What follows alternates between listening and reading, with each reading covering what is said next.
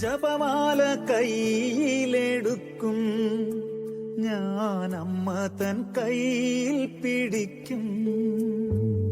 സുവിശേഷം കോർത്തോരാ നൂലിൽ ഞാൻ ജീവിതം കോർത്തിന്നു നൽകും. മുത്തുകളെന്നി പ്രാർത്ഥിക്കും. ഇരുമിഴിത്താരിലെന്നെ അരുമയായി കാത്തിടേണേ. ഇരുളിൽ എനിക്കു തിരിനാളമായണയണേ. അമ്മേ പതിവ് പോലെന്റെ ചാരേ പതിയെ മൂളുന്ന പാട്ട